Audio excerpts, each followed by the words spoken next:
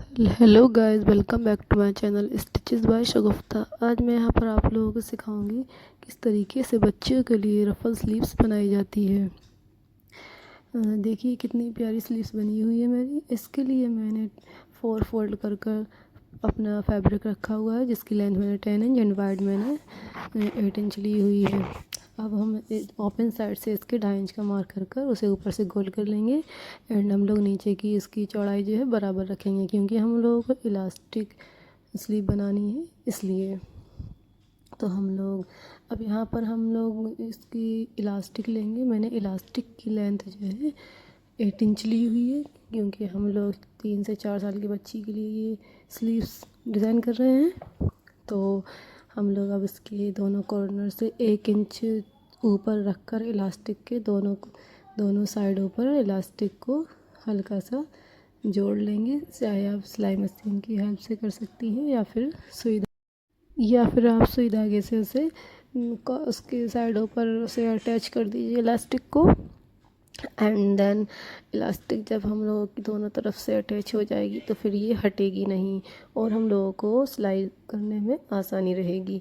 तो इस तरीके से हम लोग इसके जो निकला हुआ फैब्रिक है एक्स्ट्रा की तरफ, उसे इस तरीके से फोल्ड करेंगे और इस तरीके से इस पर सिलाई लगाएंगे बिल्कुल किनारे से, कि इसकी इलास्टिक पर सिलाई ना चले। अगर इलास्टिक पर हम लोगों की मशीन चलेगी और इस पर स्टिचिंग हो जाएगी तो ये हम लोगों को प्रॉब्लम होगी, उसे इलास्टिक फिर खींचेगी नहीं और हम लोगों को चारों तरफ इसकी चुन जो है बराबर नहीं आएगी। तो हम लोग इससे बिल्कुल साइड साइड से इसे सिलाई लगाकर उसे इस तरीके से रेडी कर लेंगे। देखिए मेरी बिल्कुल क्लियर तरीके से अच्छे से रेडी हो चुकी है।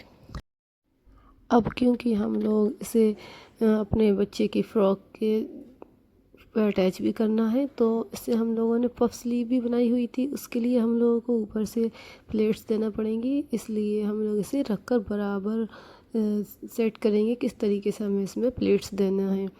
तो अब हमने वो कर लिया था। अब इसके रफ़ल को रेडी करेंगे। हम रफ़ल रेडी करने के लिए हम लोग 15 इंच लॉन्ग एंड 3 इंच जो है चौड़ा मैंने फैब्रिक लिया हुआ। ये मेरा एक्स्ट्रा था, 3.5 इंच था, तो मैंने हाफ इंच कट कर दिया और इसे बिल्कुल स्लीव्स की तरह गोल कर कर कट कर देंगे। और इसकी जो मैंने स्ट्रेट लाइन सीधा वाला जो साइड है उसे हम लोग बिल्कुल बारीक फोल्ड कर कर सिल लेंगे। और इसमें चाहे तो हम लोग कोई लेस भी लगा सकते हैं, कॉटन की अच्छी सी कोई भी लेस लगा सकते हैं।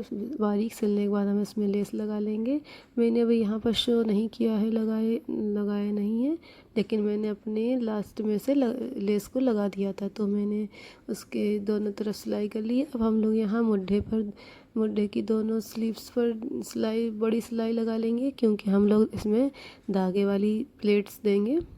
तो मैंने अपने रफ़ल पर भी सिलाई लगा ली है एंड अपनी स्लीव के मुड्ढे पर भी सिलाई लगा ली है। और रफ़ल के मैंने गोल साइड पर स्ट्रेट लाइन पर तो मैंने सिलाई लगा ली थी, उसे फोल्ड कर कर एंड उसकी गोलाई पर मैंने प्लेट्स देनी है, तो मैंने उसकी गोलाई पर भी सिलाई लगा ली है उसे धागे वाली प्लेट्स देने के लिए।